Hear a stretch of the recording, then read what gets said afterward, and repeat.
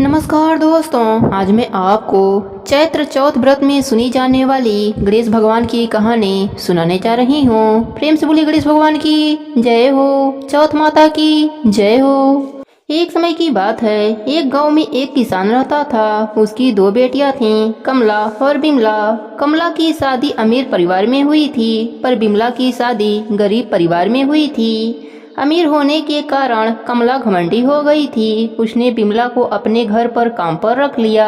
बिमला उसके घर का सारा काम करती और बदले में कमला उसे बचा हुआ खाना दे देती थी। बिमला सीधी साधी थी, नेम धर्म से रहती थी। बिमला गणेश भगवान का नित्य नियम भी निभाती थी। वह जो भी खाना लाती उसको पहले गणेश भगवान को भोग लगाती, उसके बाद ही वह खाती या अपने परिवार को देती थी।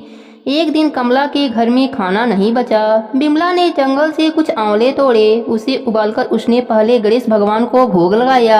फिर बचा हुआ खाकर सब सो गए। उसी रात गणेश भगवान ने उसकी भक्ति की परीक्षा लेनी चाहिए। उन्होंने एक बूढ़ी औरत का भेष बनाकर बिमला के घर का दरवाजा खटखटाने लगे।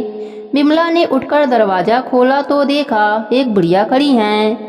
बिमला ने पूछा, माँ जी आपको क्या चाहिए? बुढ़िया ने कहा, मुझे बहुत जोरों की भूख लगी है, कुछ खाने को दे दो।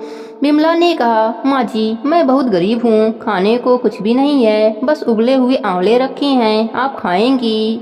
गणेश भगवान बुढ़िया माई के रूप में बोले, हाँ लाओ।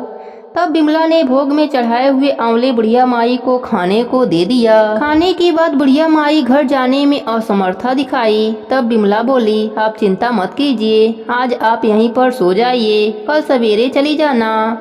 बुढ़िया माई खा पी कर वहीं सो गईं। थोड़ी देर बाद बुढ़िया माई की नींद खुल गई। उन्होंने कहा, बेटी मेरा पेट खराब हो गया है। बिमला ने कहा, आप अंधेरे में कहाँ जाएंगी, यही किसी कोने में निपट लीजिए और अपना हाथ मेरे बालों में पोंछ लीजिए, सुबह उठकर मैं साफ कर लूंगी। बुढ़िया माई ने वैसा ही किया।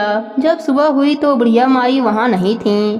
बिमला को लगा शायद मैंने सपना देखा होगा। ऐसा सोचकर वह नहाने के लिए तालाब की ओर चली गई।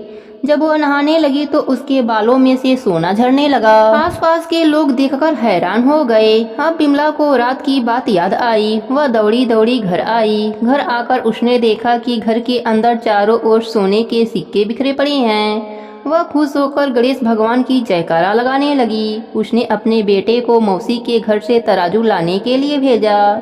उसका बेटा मौसी के पास जाकर तराजू मांगने लगा। मौसी ने पूछा, तराजू का क्या करेगा? बच्चा भोला भाला था। उसने बताया, माँ सोने का सिक्का नापेगी। कमला ने कहा, घर में खाने को दाना नहीं और सोना नापने की बात कर रहा है। सच्चाई का पता लगाने के लिए वह तराजू के नीचे लट्ठा लगा दिया। बच्चा तराजू लेकर चला गया। जब सोना नापने का काम खत्म हो गया तो तराजू मौसी को लौटाने आया। कमला ने तराजू को उलट पुलट कर देखा तो उसके पीछे एक सोने का सिक्का चिपका हुआ मिला। वह हैरान रह गई और उसे विश्वास हो गया कि बिमला बहुत धनी हो गई है, इसलिए काम पर भी नहीं आ रही है। वह दौड़ी दौड़ी बहन के घर पहुंची और उससे पूछा, तुम्हारे पास इतना धन कहाँ से आया? बिमला सरल स्वभाव की थी। उसने सारी बातें अपने बहन को बता दिया। कमला को लालच आ गई। कमला लालच बस गणेश भगवान का नित्य नियम निभाने लगी और रोज जंगली आंवले का गणेश भगवान को भोग लगाने लगी। एक दिन गणेश भगवान उसे सबक सिखाने के लिए बूढ़ी औरत का भेष धरकर उसके घर गए। वह बुढ़िया को बैठा कर वही उबला हुआ आंवला दिया। आंवला खाकर बुढ़िया माई का पेट खराब हो गया। उन्होंने कमला के सारे घर को गंदा कर दिया। जब सुबह कमला की नींद खुली तो उसने देखा सारा घर गंदगी से भरा पड़ा है और बदबू कर रहा है। कमला गंदगी को साफ करने लगी, पर गंदगी बढ़ती ही जा रही थी। वह परेशान होकर बिमला के घर गई। उसने बिमला को सारी बात बताई। बिमला ने कहा, तुम्हारे पास खाने का इतना सामान था, फिर भी तुमने उबले हुए आंवले गणेश भगवान को खिलाए। इसी कारण गणेश भगवान का कोप तुम पर हुआ है।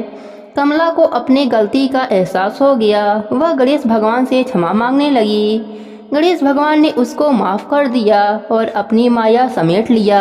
हे गणेश जी महाराज, जैसे आपने बिमला पर अपनी कृपा करी, वैसे ही अपने सभी भक्तों पर अपनी कृपा बनाए रखना, सबके व्रत को पूर्ण करना। प्रेम से बोले गणेश भगवान की जय हो, चौथ माता की जय हो।